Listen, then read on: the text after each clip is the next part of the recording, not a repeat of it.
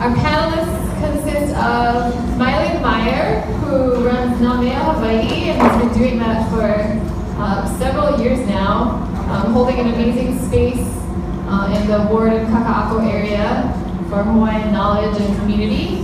Keola Rapozo, who his business is Fitted. It's a design and apparel company. He makes hats that everyone wants to buy, and he puts some amazing thought into his designs that are based in mo'olelo and other cultural stories. And then last but not least is Mele Kalama-Kingma, whose company Mamalani creates natural deodorants, and she also has is it monthly or quarterly now? Quarterly gift box that kind of aggregates all these Aina-based products that arrive as a beautiful gift in your mailbox. So they'll tell you more about their companies, but yeah, I just want to welcome them up to the stage now. Come on up.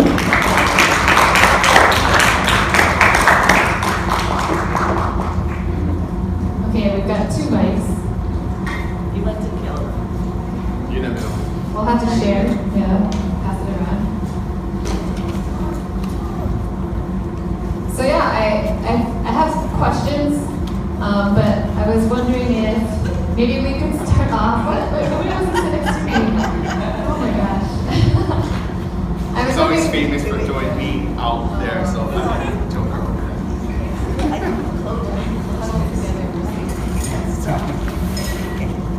So yeah, maybe the first thing is just to talk a little bit about yourself and your business, and just tell us about what you do.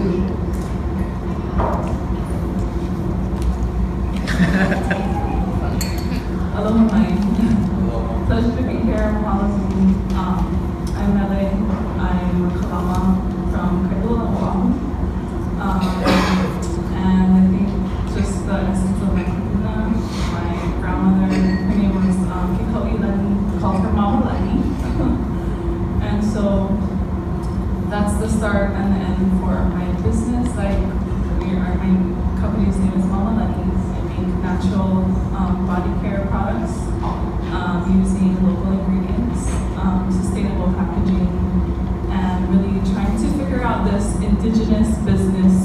What is success as a Hawaiian?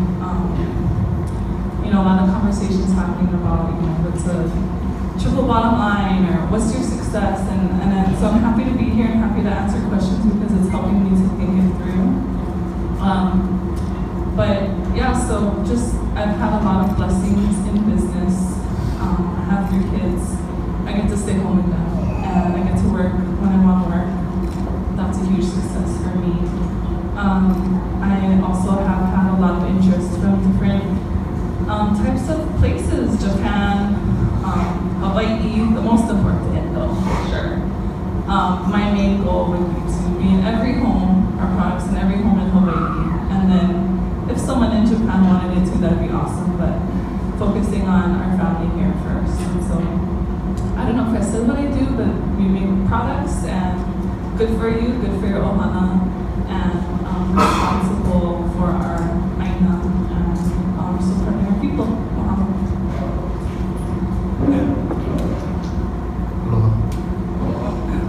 My name is Keola. Born and raised in Honolulu, Honolulu, to be exact.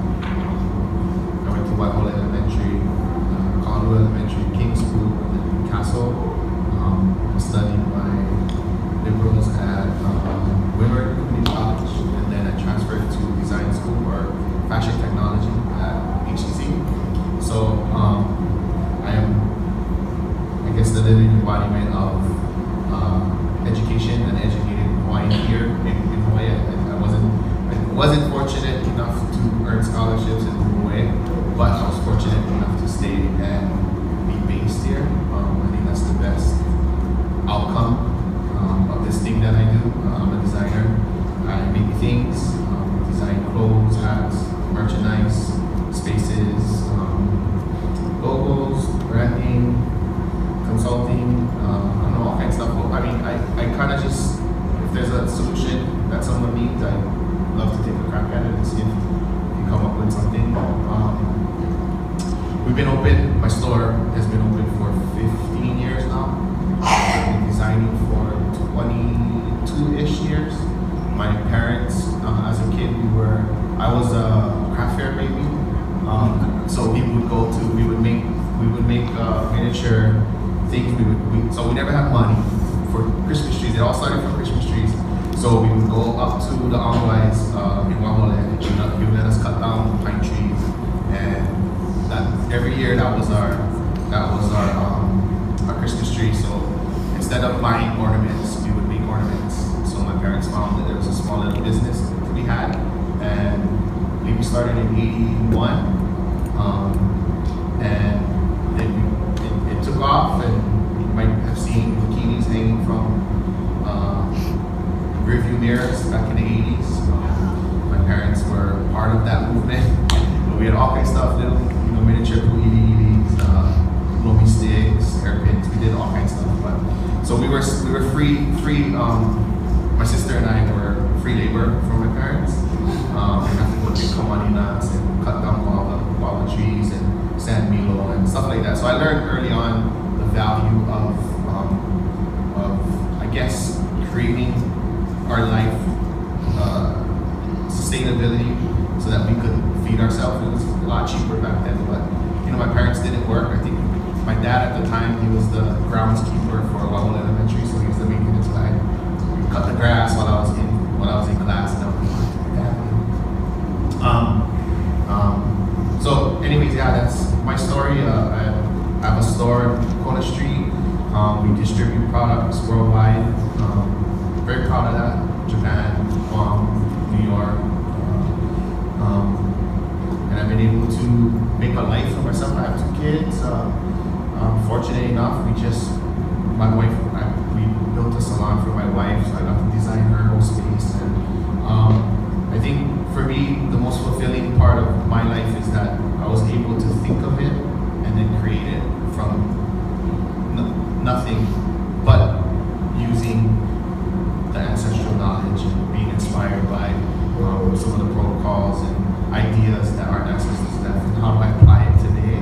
And then my goal moving forward, or my hope, is that I can help the kids now, the next generation, to be better and find their way in life, or their path in life, and avoid the things growing up in Kahului, it wasn't easy. Our mentors were drug dealers and fighters, and guys with fast Toyotas and trucks and fat rope chains, and so that stuff's very real when I was growing up. But now the kids, they have different, they can value different people. There's entrepreneurs and mother of 3, being able to stay home. That's very valuable. It's very successful. So I'm proud of that, and I'd like to share that as much as possible. And there's Mamalani products in the restroom, so make sure you try them. And Keola is also a curator at Contact, which is an exhibition that is part of the cluster of things that I do, and so is Mamalani products at Mele Kalama-Kingma. So I have been in business. I'm from a large family of Keola, Shalani, and I'm just with the St. Anthony's, I'm a Luli and a Meyer, and many of you might know my sisters, even Mele, who's an art teacher and a filmmaker, and Manalani, who teaches at United West, and Luanahi, who is a teacher at Punahu. And I was able to go to school on the continent, came home, worked at Mission Museum Press because I was a reader. So I started Native books I started businesses around the birth of my children because it gave me choice. So I've been in business now for, I just was running around with Emma, and she's almost 30. So I started working at Mission Museum, did books, founded Native books because many people did not actually have books during that time, in the late 1800s. Whatever, the 88s or the whatever. So I'm not good with dates. I'm a conceptual thinker, sorry. So anyway, I have opened stores, closed stores, moved around, and now I have a store called Native Hawaiian in the Ward Warehouse, and it's 2,000 square feet. And before I had that store, I had a 5,000 square foot store, and then I opened 10 other stores when Ward Warehouse was getting bombed out. So I bring it up because it was a really fun time to create a vision of community. So I changed the primary store into an art gallery and studios for mostly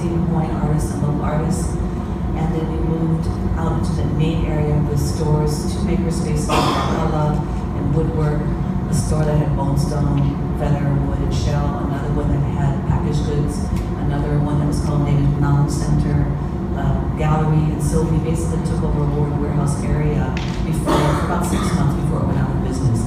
But it created a creative community where there was a lot of intersectionality across interests. So I am stepping away from the man focusing on maker spaces. We're all makers, by the way. I think you might have heard that from our childhood. We all make things with our hands. And my family history is to believe in my own resiliency, and I wanted choice. So I didn't want to work for other people after I did that for a few years. I wanted to do things for myself. So Mele Kalama-Kingma Native Books have let me do that. And I am working with a museum now to develop products that they want specifically for Mokai. So that is a fun project, and doing art.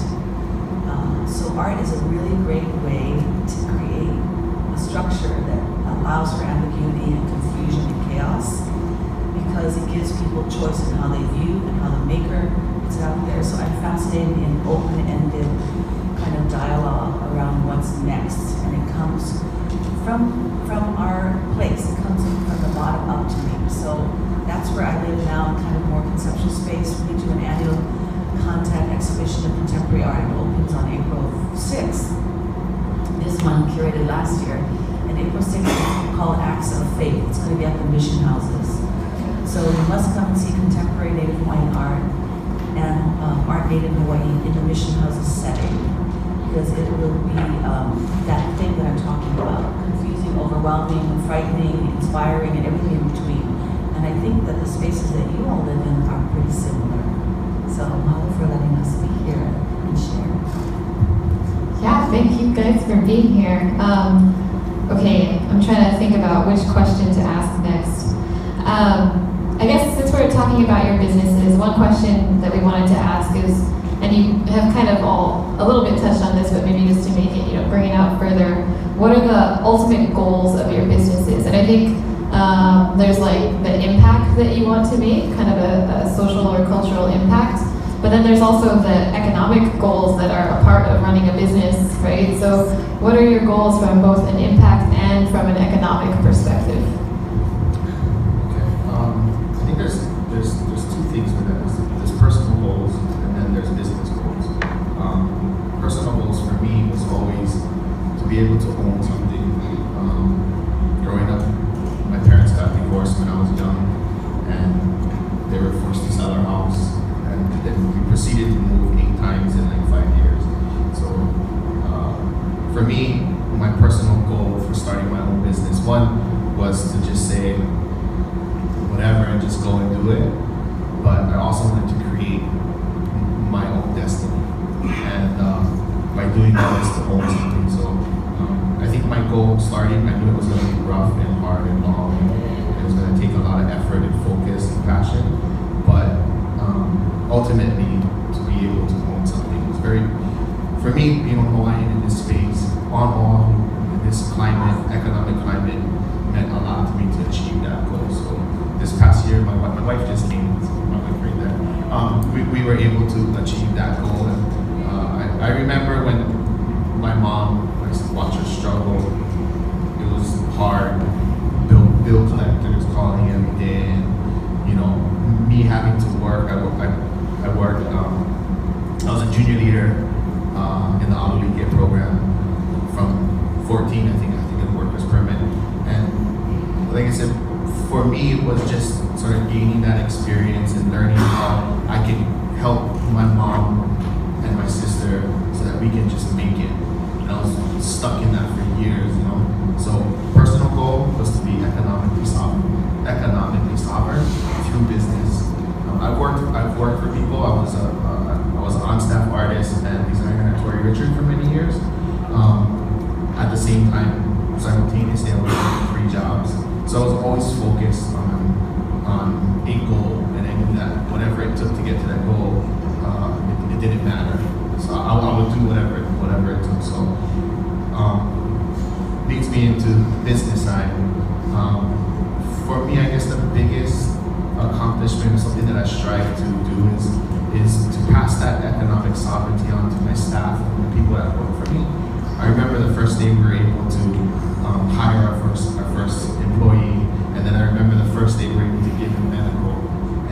remember the first day we were able to give bonuses, and then like those are the milestones that I remember the most, is being able to give them the economic freedom by taking a chance with us.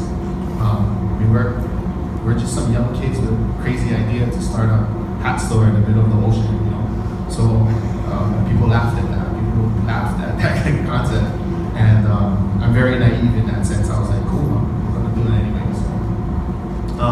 I guess those are my two goals: is to just to keep filling in that pot, is to make sure that you know, with the art and the design stuff, I revere my ancestors, the people that came before me. But currently, right now, I'm here to create a space for my employees to be able to live, and if they choose to move on, they move on. I have something like an 80% college graduate rate of my employees. I'm very proud of. 4 of them have kids, and we've helped them raise kids, and I'm super proud of that. You know, like it's a very empowering thing for me personally to be able to say, hey, I got you medical. You know, you're gonna have a kid. We're gonna make sure that we're gonna take care of the medical for your kid, and all you gotta do is come to work. I only ask them to come 6 hours a day. They can come in late. It's a very relaxed schedule as long as they get their work done. Just to create this environment of freedom, so to speak. It's very hard in this place that's really expensive. So business and personal, those are the 2 things that I think I'm motivated by. Can I work for you? Are you hiring you? I am actually. We're there. I think that's beautifully said. Ditto over here. If I could add on, I would say Aina for me is my end goal, my starting goal, my middle goal, and all the time every day. When I started, you know, I was a young dietitian. I knew all about healthy eating and all this. I learned about, you know, medicinal plants, and I thought I could make a product 100% from Hawaii. And then I realized it's the same picture as our food. We're importing about 90% of our food here. And such is the same as products. We're importing a lot of it here. So when I had that realization, I had the goal to eventually have a farm that I could grow ingredients, and many farms that have lots of family. You know, any Kalamas, that's all our family. And that would be in an ideal world that we would be sourcing 100% from here. So I think one of my goals is to always stay honest and tell that story and get support for that story, and continue to support local farmers. And it is more expensive to make things here, but we will buy it. We will pay for it. Just to give you an example, you know, I buy oil from a farmer on Big Island. It's $5,000 for 2 pounds. I could get that for like $200 in India if I wanted to. But I'm not going to do that. And so that's my commitment and I don't know. This conversation is so encouraging, but I don't know what the end goal is, but that's where I'm going. I want to be made here 100%. So, yeah. You know, I am interested in decolonizing economics in my own relationship with people. I give away a lot of things. I have a gift in sharing orientation because I'm a Native Hawaiian. So it doesn't work in the Western world, and people feel badly for me that I give things away. It upsets them. But it's okay because I sell things too. So the point for me is to trying to give people who are making a commitment to Hawaii. I only sell made in Hawaii product to the best of my abilities, and in books about Hawaii. But I really try to give people a choice about how they move resources around. Mele and I were talking about it. So money is one method of exchange, relationships another, you know, raw materials, time. There's so many ways that things can be crafted, exchanged, gifted. And when you're in a relationship, you have like a savings account in my book. So this one over here, if I call him up, he'll do a lot of things for me just because we're in a relationship. So that's better than money. I can't afford him. He's way too expensive. So I am trying to affirm. It's always free. It's a phone call. Lucky me, right? But you know, I love thinking that each in our own way, we're trying to give ourselves and the people we work with choice to be able to work in and out of a Western model. So that's what I'm trying to commit to hold steady with micro enterprise, small batch makers. I have a very noisy store. A lot of people are laughing and talking and giving me stuff and getting stuff and running around because the vision for me is to have an animated place where you can exchange lots of other things too. Because we have to be smarter at how to live in the world now because it's brutal if it's just about money. I mean, it's actually brutal. So I'm hoping to hang on to that shred of humanity that's tied to place, to people, to all of us with a shared value system that includes the possibility of doing things other than with just a commercial end game. And I'm lucky because I'm married to a very kind and loving man. We live in a small apartment. We drive old cars because it's enough. I'm not into it. I don't really. I can go to my sister's house if I want to eat. I'm teasing. I don't need to do that. But my point is that simply I want other things than other people. So the things that I want, I have enough of them. So I feel very grateful. And each of us has to find our own way to what we need and what we want. And my hope is that we realize we probably need a lot less than we want. But the things that we want, if we share the value system, we're going to find them in each other. We are our own supply chain. So it's a different model to believe we have the capacity. We have the capacity. We just have to affirm what we are actually trying to do here. Are we trying to consume more and extract more, or are we trying to make sure everybody has enough? So that's something I'm trying to live with. Wow, this is amazing. I'm so glad. I love that thing. Also, let's switch. I feel like that's the louder microphone. Okay, so we spent a lot of the morning before, earlier today, kind of diving into a lot of different topics, but learning about things like the kumulipo, things like oral traditions that are passed down through kumuna. So kind of a deep dive into those kinds of cultural values. I mean, not all of them, obviously you cannot, but we've been thinking about that. And so the next question is kind of like, are there ways that you really intentionally build cultural values into your business? And are there ho'olelo or practices or sacred places that inspire you in that process? There's a lot of parts to that question, so take some time.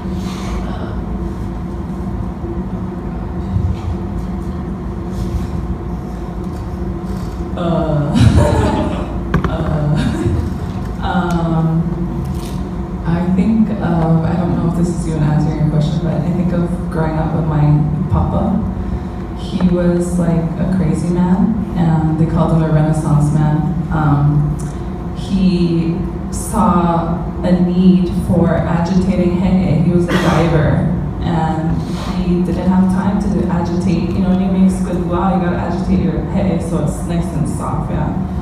But he didn't have time to do it all day, so he made a special washing machine that he would stick the hehe in and let it run. Brilliant. But then he noticed the hehe made a drum beat, boom, boom, boom, boom. So he connected the record player to be in unison with the drum beat of the hehe agitating, so he could have a band, and he was a musician.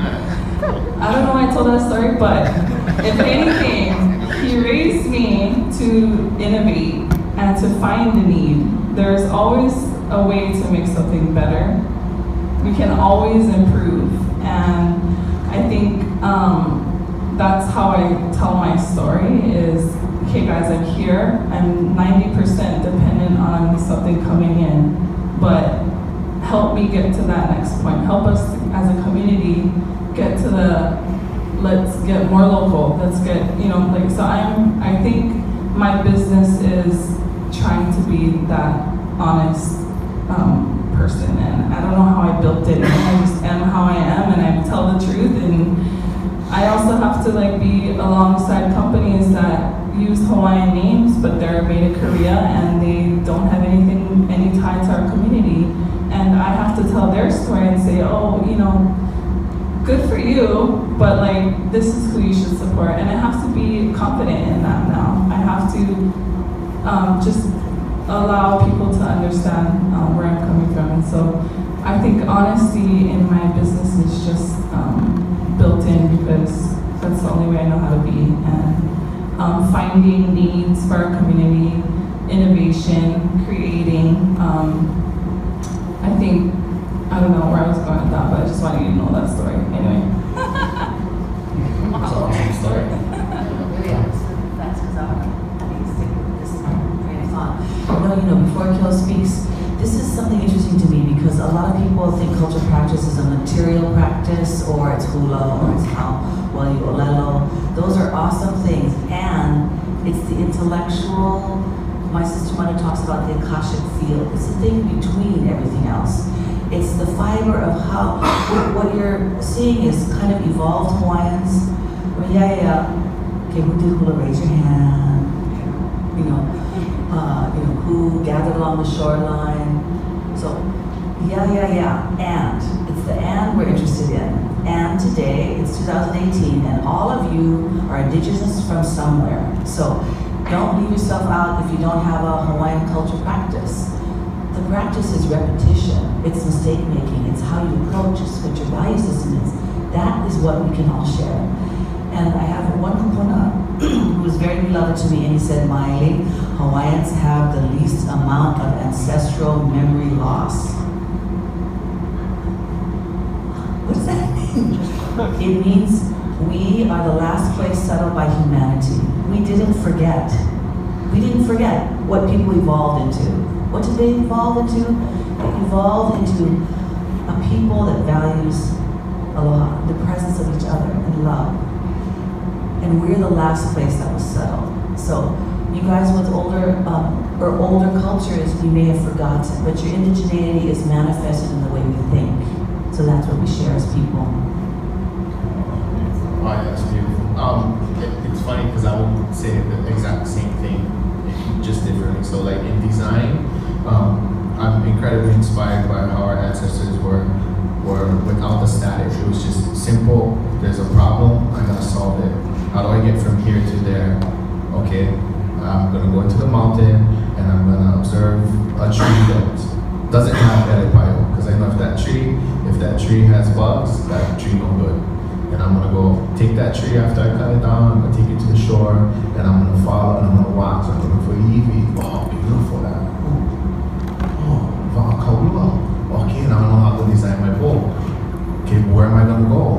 Oh, look, this bird comes every year and it disappears. The bird's going somewhere, it's gotta go somewhere. Okay, no more food over here, now it's time to go. I'm gonna follow Kolea. And then you get on the ocean and you follow Manooku and you follow. So it's a very purposeful, solution-based practice.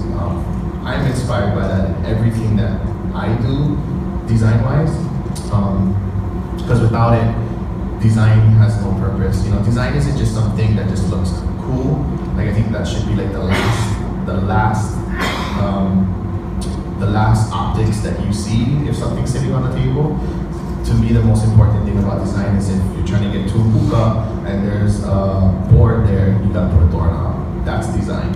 So to me, that's symbiotic to our ancestors and their relationship with stuff around us. And how do we get from here to there? Again, observe the birds, observe the winds, and so that's why we make everything kaulana, we make everything famous so we never forget. To talk back to Maile's point. So as from a design standpoint, I'm constantly trying to go back to that for inspiration. And I add that to my process. And then I develop my process I distill it in my own way in my art department. We have a 4-step protocol. So now, current time, how we apply that is if we're selling something that's on the shelf, it has to be handsome. It just has to look good. Because if somebody doesn't know what it is, it has to sell. Because we're here, we have to pay our bills, and we have medical, like I said before, we have to pay for. So it has to be on some surface level, good looking. The second protocol is, if that's good looking, it should be surface level, supporting evidence why it's good looking. So color, material choice, embroidery technique, or whatever it is, it has to be something striking enough for you to make a relationship for you to spend money on it. The third is it has to have color. So I start to go into sort of the next level, has to have a bit of story in it. So 1, it's handsome. 2, there's colors, striking, whatever. 3, now there's story in the color. And then the 4th thing, nothing leaves our art department unless it has makavalo, or you can makavalo it. So basically, you have to be, if you buy it, you don't know it has makavalo, but if you're curious enough to dig and explore some of the content or content that we put online that adds context to this piece that we're selling, you'll find there's, maybe we're talking about the spider, Keola Rapozo, or the spider up there is the same spider down here, and it's informing us on the Mele Kalama, or whatever it is, there's points of reference that we're able to branch off into other thoughts. And finally, it should be not about the merchandise, it should be about storytelling, where I tell my people, sure, that's how we pay our bills, and that's how we survive in this modern context of Hawaii. But what we're really doing is we're telling stories, and we're sharing experiences, and we're evoking our customers. Some of them are very young and impressionable, and they may go this way instead of this way. And maybe we can interfere that with some sort of story that relates to them, where they grew up, maybe something catches them, and then and that makavalo hits them, and they're like, oh, I get them now. Okay, now I know what I gotta do. I gotta stay focused. So that's, I guess, how I try to apply a process inspired by my ancestors. Can I just add that the practice is the intelligence? Just hearing your process and knowing what you put into it, that's it.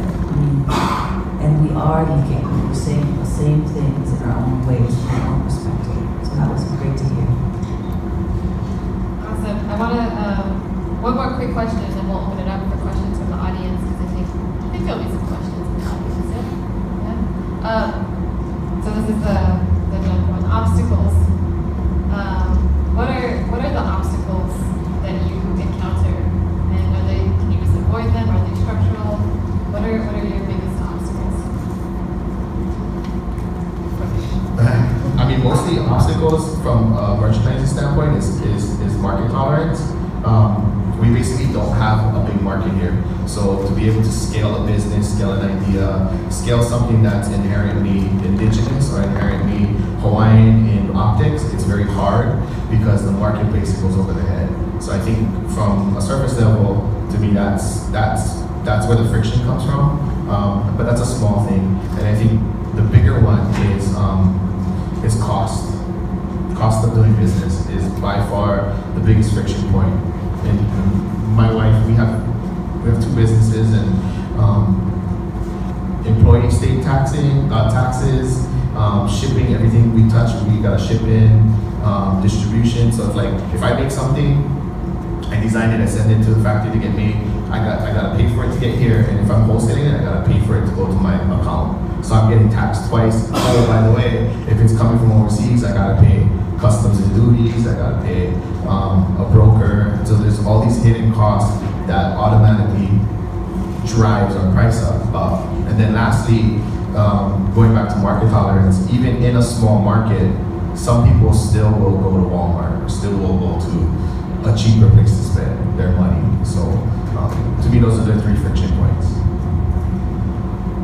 Yeah, ditto the cost thing. It's very expensive to make products here in Hawaii, which is why another reason to continue to go on that sustainability path and trying to source more from here for our business. Another obstacle is telling the story, because I feel like it's so kind of innate in all of us that it's not something we want to just like, hey, this is, like telling my story and growing up, and I think that's a huge part of why we've been successful in business, but it's not something that I feel I need to do all the time, but people don't know it. I have to, and I don't know if I really enjoy talking about myself a lot. Kind of being like that, I don't know where I was going, sorry. Kind of being like that, so I'm in like this big, the duty-free shop. Anybody know duty-free shops? They're huge, they're global. They just picked up my business in 2 of their stores and with hopes of taking it further. But there's a lot of other businesses in there that are supposedly made in Hawaii, but really I'm the only one, yeah? And so I'm being put on all of their promos, all of the videos, all of their leaflet handouts that they're made in Hawaii, local beauty section in their store, but I'm really the only one that's making it here. And so just having product knowledge for basic consumers that would go to Walmart, how are we telling that story? Like, no, this is the value, like this is the community value, this is the, just keeping our commerce and all that here support, us. So I don't really know how to get over that, but that's what my struggle is right now. When I started in business, I was given a deal by the local bank. It was, I could borrow money at 27% because I was a woman in business. What? Really? You're earning more than anybody else in business? I was back in Hawaii. In the 88, 27. Special price for me, they told me, woman in business. Because I didn't have any credit. I didn't have any of the things that I needed to prove that I was going to be capable to pay that money back. So clearly, capital and financing and debt service and all the things that come with starting a business, that was a barrier for me when I got into business, and it continues to be something that I must believe weighs on everybody. So how you finance your business will either keep you in business or put you out of business.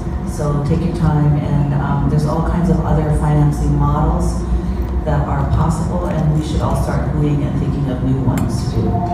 The other barrier to entry for me, I used to think it was opening more stores, and I've opened stores in about 10 different locations. It wasn't the location of the store, it was the supply. I missed the big idea. It's all on the supply side. So on inventory. So you can have the most beautiful store with nothing in it. Which happened. Or no customers, another good one. Good move. Mele Kalama-Kingma opened in Royal Hawaiian Shopping Center, Royal Hawaiian Hotel, 9 months before any bleeping guests showed up. It was funny. Okay, so no, it's not the place, it's what you have it's your supply. So make sure you're on top of your supply chain, your financing, and marketing. Does the ability to do this one, poor thing, she's being used by people like duty free. Just like small suppliers are being used by Whole Foods, local suppliers. They're the first thing that you come in and you think, oh, everything's local here. It's just the one guy that you saw when you first came in. It's, a very old marketing or a retail strategy to bait switch. That's what it's called. So anyway, all the stuff behind Whole Foods, the first lineup is probably from China, but we don't need to talk about that. So marketing is very expensive, and if other people can do it for you, it's where you drive the business. Thanks to the world we live in now, you can do it online, you can do it with direct sales. So the barrier to entry for me was my own ignorance, being a woman, focusing on the wrong aspect of my business. It was the unique part, which was the suppliers. And just time. Time is a very expensive resource for all of us. If you don't have enough of it, and you're a small business, it's not going to work. You need an insane amount of time, and you need unbelievable supportive partners, and families, and funders. So those things come if you have enough time, and if you don't, you need to find that network to support you.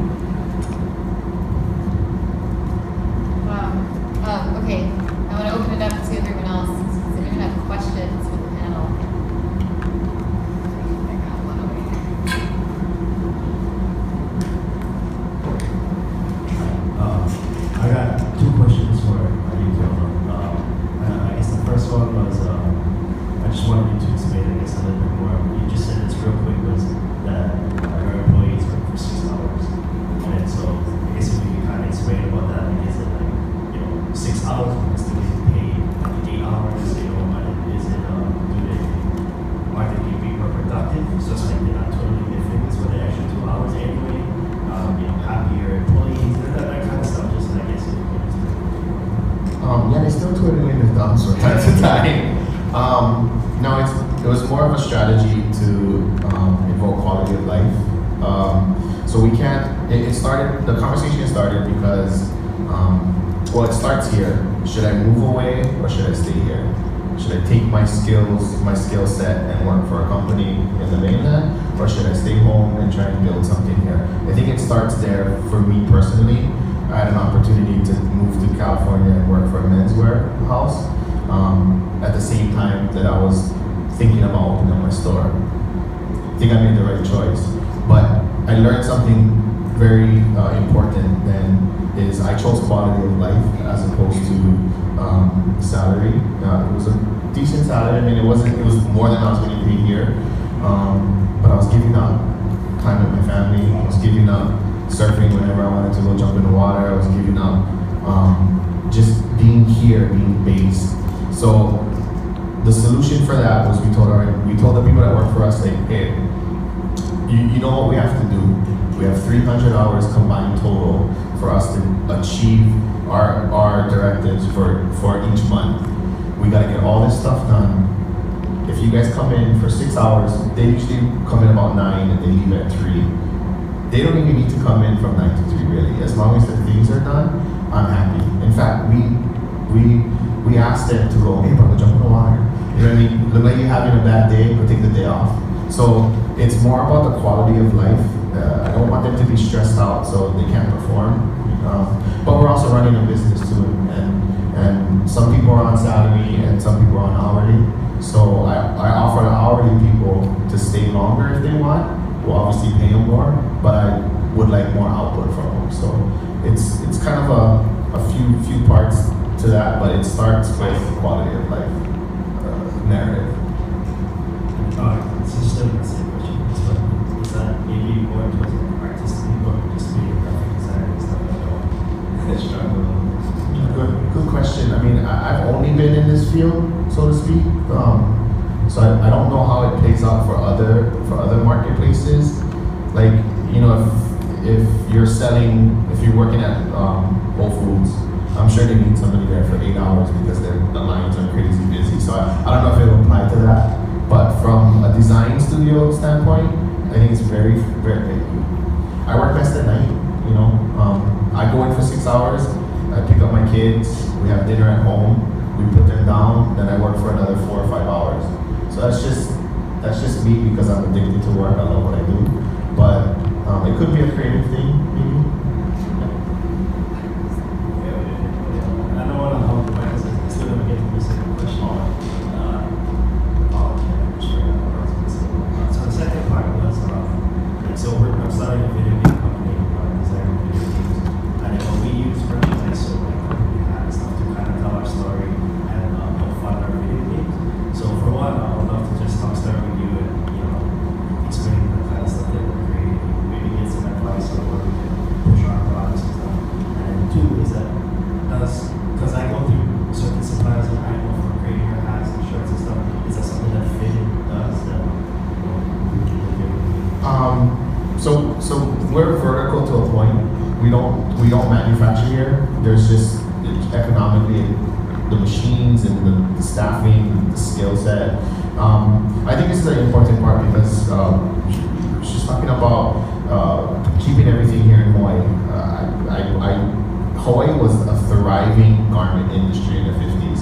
I think Alfred Shaheen had a facility on Kalakaua where he was printing, dyeing,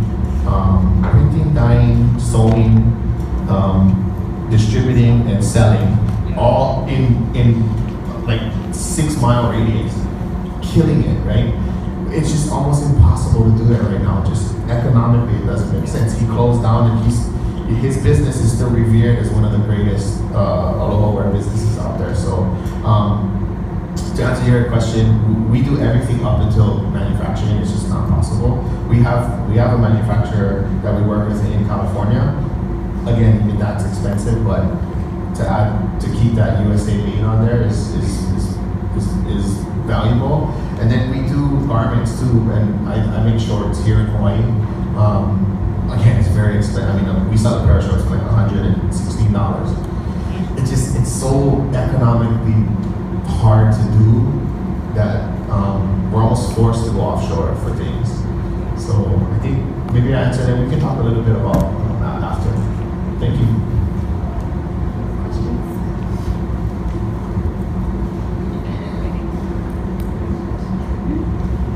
Aloha, mahalo, thank you guys for sharing. This is really for all three or any of you, whoever wants to respond. But I love what you were saying about decolonizing economics, and providing freedom and choice to employees, and focusing on quality of life. And I think a lot, I work in education and think a lot about how do we bring those principles into the lives of young people here in Hawaii. So the keiki, as they grow up, they're experiencing education as a colonizing force, and they're experiencing a lot of their freedom and choice being taken away, and more stress, and they're not even getting to enjoy being here in Hawaii and having that quality of life that they deserve and we all deserve. So do you have any thoughts about the directions, some of the directions that you've seen education going in, or what you do with your own kids, your own keiki? Like, what opportunities do you see in our community to sort of bring that to life for our young people so that they grow up expecting and knowing how to operate in that space and owning that space for themselves? I guess I can start. I have 3 kids. I think because of my place where I'm at, and working at home, and the impact I have is just on not just, but on my kids and their friends and our neighbors. So I do enlist their help. Nobody tell. Child labor? No, just kidding. But I do impact the community around us spatially and ask for help from the kids on our block to my kids helping me make things, do things, and I hear them telling their friends, "Oh, my mom has her own business. She can come on any field trip. She can do that. she can come teach us songs." So I'm like, "Oh, you volunteering for everything?" And everyone thinks I'm just at home cruising, working. No, I'm still at work, but I think empowering their mindset just to see, oh, my mom, she can come teach us a song and hula, and then she works at home, like she's always there for me. I think just that mo'olelo for them is pretty powerful.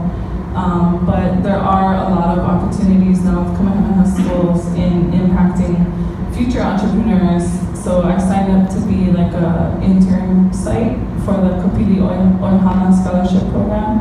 And so if any of you don't know about that program, that's a really cool intern program where you can get kids interested in your type of field to help you with your business. So, I'm thinking about, I have 3 children as well. One is a art curator, and he's finishing up at Bard with an MFA, and then he's going to work in Europe and then hopefully come home. And my second works at Kupu. She did the Peace Corps in Tonga and then came home. And my youngest is finishing up, and she's a writer. But it's interesting to me, my son, when he was 5, he started reciting the model numbers of things on television for toys. And I thought, wow, they're with us, they're in my home. I was starting to get weird about it, but I turned the TV off. So that was a hard thing to do, but my children grew up with a different model, because we tried to normalize that choice of, whatever. Technology is one of the tools. You're all in a tech-driven community, and it's, we're all worshiping technology. Everybody's addicted. It's causing unbelievable mental illness on all kinds of spectrums, every kind of measurement. And we have to ask ourselves, where does the self-control come back in? So if our children don't flex the self-control muscle to be able to choose, what are they choosing from? Choosing between tech and more tech in the ocean, tech in art, tech in a book. What are the choices what's normalized now with our young people? The most Hawaiian school that I've been in recently was the Kosasa Learning Center up at Punahou. So the Ike Hawaiʻi that they're teaching at Punahou is astounding. And I know that because I hear parents who come and talk and shop in Namea say, and my son told me I have to stop doing that because I'm wasting because he learned it at school. And then he, told me to look at the sky and look at Mahina and what's tonight? It's, La'aukahi. And so I'm hearing these stories from way out from a place. And then we have an artist that we work with, Solomon Enos, who did a residency there. But you have to see it manifesting somewhere enough to understand it's giving people choice, giving children and their minds choice. So our institutions have to present choice. If I hear, and all of you went to Kamehameha, don't raise your hand, because, or Punahou, don't raise your hand, at Iolani, don't raise your hand, because we don't care. I don't care. I went to Punahou and I don't care. And I can say that because I was very involved in school. But the point is, it doesn't matter where you go to school. It matters what you do with your form of education. The most amazing person that I went to school with, when he graduated, they put undecided because he was supposed to decide whether he wanted to go to college or not. No, he was from a large, loving family back in Hilo, and he went back to keep going with the family business. So Manny was amazing. Everybody understood what he was all about. But the school, it's our systems that we live in that tell us that we are our own oppressors. So until we manifest change, until you guys develop different models for how we can interact with technology in the world, we need to see it. It's the practice, that muscle of choice. So yeah, and I feel grateful. I have a husband who came from Philadelphia, Pennsylvania, and he moved as far away from a very oppressive system, and he married, last story for me. So he was a surfer, so he's going out with the mother, and they're surfing on the mother's calling him in for dinner, and he's all excited. He's coming in, he says, "Mom, you think I'll ever surf in Hawaii? I'd love to surf," or Hawaii, or however they said it then. I'll ever go to surf in Hawaii. And she says to him, "Oh no, son, you'll never surf Hawaii." So what does he do? He surfs and he married a Hawaiian, and we live in Hawaii. So we should be careful with what we say we're never going to do, because we can do anything we want to if by agreement. Culture's by agreement. We want more choice. We want to offer our people a 6-hour work week. I started working at Native Books. I started Native Books because I couldn't find meaningful part-time work as a woman. I have an MBA, blah, blah, blah, who cares? The point is, I couldn't find it back then, so I had to make it myself. And women in business, all these women entrepreneurs, why? Because the system didn't welcome women. Because what? We had babies, well, we have to go, someone's sick. So that's why there's a ton of women entrepreneurs, because we get to actually declare for ourselves what our life is. So, times are changing. You guys are all witnessing it, you're all part of it. I'm watching, what's happening, and I know it's come already. The time of change is here. We're living it. So you all have to decide, what vision are you contributing to? So let's go with the big one that includes as many models as possible instead of a status quo. It's my last 2 cents. To follow that up, shout out to my wife, mother of 2, business owner. So I think to answer your question, for me, I'm a child of entrepreneurs. So it was distilled in me from early on that there was another option. So I think it's the value set that we place on our children and the effort that we put into it that ultimately dictate. Hopefully we give them the right choices. So my wife and I, we chose to put our daughter into Hawaiian Merchant School. And we sort of came to this resolution because we felt that getting this moral base early is important, because at home we can instill all the things that we think could possibly not be given in the early onset of Hawaiian knowledge. But what we couldn't instill was the value system that they get from learning Olelo Hawaii from an early age. So we made that choice, and I think that by the lack, I'm a public school kid, and if I didn't have the persistent component in me, that naiveness that I'm gonna do whatever I have my mindset on, not a lot of people have that. That's where it gets dangerous. So we have to be able to mom our kids and give them a good set of value rules so that they can thrive in that system. So our solution to that was Olelo Hawaiʻi early, get that moral base, love land, love people, love their kupunas, love everything first, and then teach them whatever, capitalism and all the things that come after that. We have to survive in this world. So that's how we sort of done it. And yeah, I'm not a huge fan of public schools. I'm not a huge fan of the post-industrial sort of way that they teach us in public school, science, history, and all that. I like getting outside and, that value you get from touching things and from making things, from failing, right? I'm sorry if there's any parents in here, but everybody gets a trophy stuff, you know what I mean? Like, I need so my children train jiu-jitsu.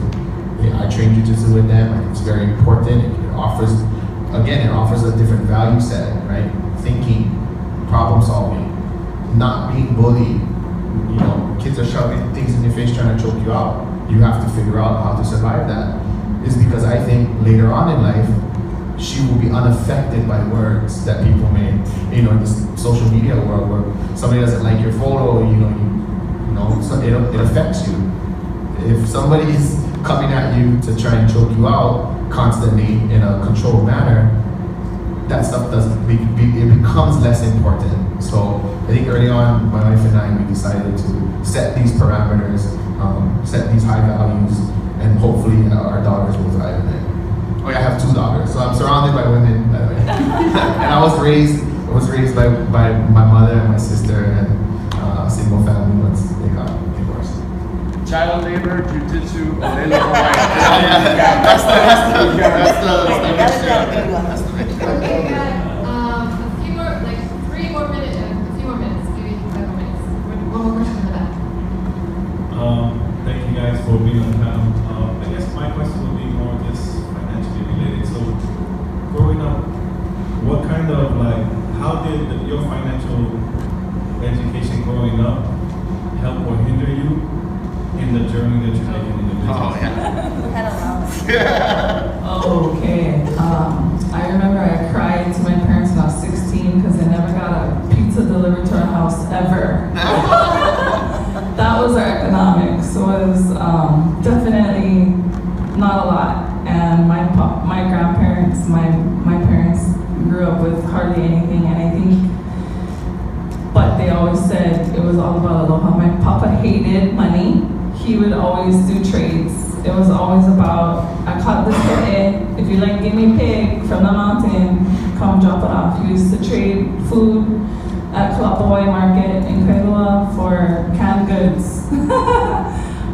So I grew up with that. It doesn't really matter. Kind of like, if it's gonna come, it has to come because it gotta survive. But it's not something that I really learned to manage well. And have had to I went to college in business. I had to learn how to manage finances and to kind of break that mold in my family of, when you grow up with not a lot, when you have a lot, you don't really know how to steward it. And so that's where my college experience has come in handy. I went to business and accounting for like a year, and then I was like, I'm over it, I got it, gotta be good with money, but then I made my own products. So I think that's where the education really helped me a lot.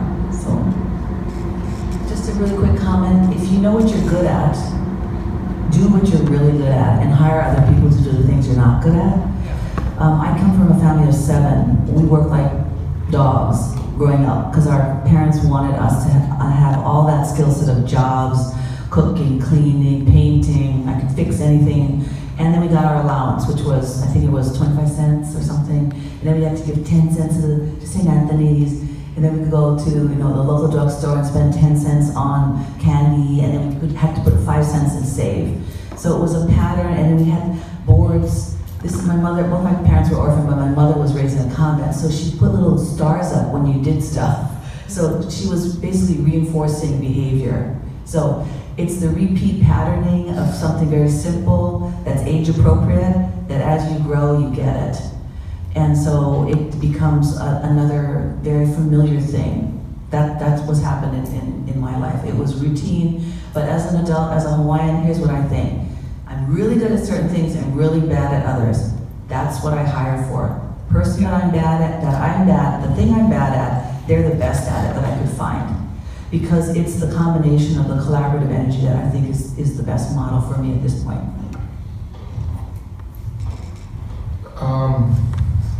Yeah, growing up, I had no idea what the value of money was. I think education, the public school system, also doesn't teach you the value of money. Economics is complex, and there's a lot of variables, and to not understand it could be detrimental, especially in business. Not understanding how much 33.3% is when you make $1,000, to put that aside.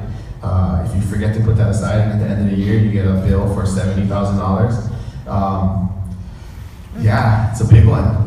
So I think it's very important to learn early on how to manage your money as a business and stick to that, because that thing will rear its ugly head, and those guys will come knocking at your door, and you don't want that, because those guys, they will not quit. Not saying that happened to me, but I'm just saying, like in general, you know, just managing the economics of doing the business is extremely hard. You know, somebody asked me, like, oh, what is the hardest thing about running a business? Like, running a business is the hardest thing about running a business. Everything else is easy. Designing is easy, relationships is easy, you know, managing employees, all that stuff easy. It's the day-to-day accounting meetings, lawyer meetings, touch bases with, you know, the people you got to touch bases with, taxes. I mean, all that stuff sucks. So the least amount, I would say, if I had any advice to give, be the most efficient in those areas so you can spend the least amount of time. Ew. I also want to just say intentional. That's a big word for me this year. Moving with intention and not letting things get away, so where you're just kind of flying off the seat of your pants. So, ayo to what you said. I guess that means performance, huh? You gotta figure it out before you do it. Yeah. Okay, Get well, that automatic draft fee going. Every time you get money to put in a bank, make sure it gets put on the side, 33.3%. all right, well, we're about out of time. We're a little bit past 3, and I don't want to stay in Kawaiʻi for too long, but thank you so much to our panelists. This was amazing and really fun and funny, actually.